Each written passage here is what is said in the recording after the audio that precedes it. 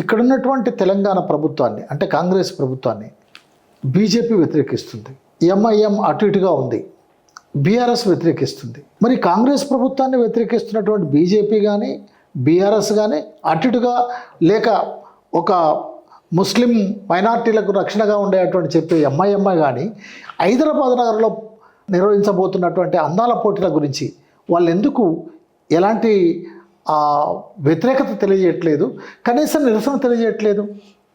అద్భుతమైన ప్రశ్న అండి. హైదరాబాద్ అంటే హైదరాబాద్ తెహజీబ్. ఇక్కడ అన్ని భిన్న సంస్కృతుల సమ్మేళనం. హిందూ ముస్లింతో పాటు మన చుట్టూ ఉన్నటువంటి బార్డర్ రాష్ట్రాలు అంటే కర్ణాటక, మహారాష్ట్ర, అన్ని రాష్ట్రాల కల్చర్ కలయిక మన హైదరాబాద్. అటువంటి హైదరాబాద్ తెహజీబ్లో ఈ మిస్ వరల్డ్ అనేది ఫిట్ కాదు.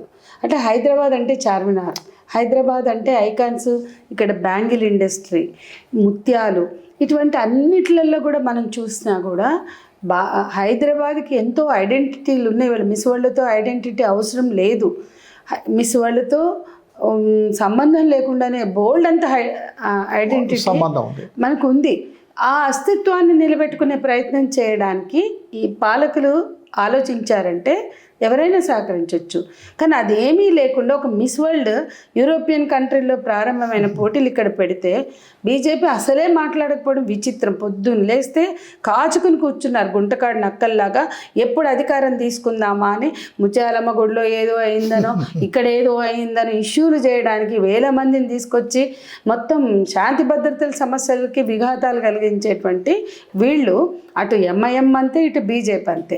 అట్లాగే ఈరోజు కాంగ్రెస్ ప్రభుత్వం చేస్తుంటే బీఆర్ఎస్ వ్యతిరేకించవచ్చు.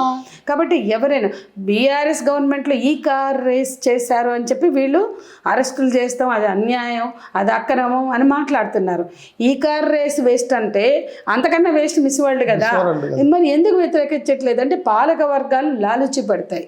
కార్పొరేట్ కంపెనీలని ఈరోజు మేము వ్యతిరేకించామన్న ముద్ర మాకెందుకు, ఇవాళ మేము వ్యతిరేకించామంటే రేపు పొద్దున మళ్ళీ రేపు మేము అధికారంలో వస్తే కష్టమేమో, అంతే తప్ప కార్పొరేట్ అంటే బహుళజాతి కంపెనీలతో టైఅప్ అవ్వడం, లాలూచి పడడం, సామ్రాజ్యవాదంతో రాజీ పడడం తప్ప ఇవాళ మేము ఇట్లా మాట్లాడితే ఐడియాలజికల్గా చాలామంది కష్టం అనిపించవచ్చు, కానీ వాస్తవం అదే.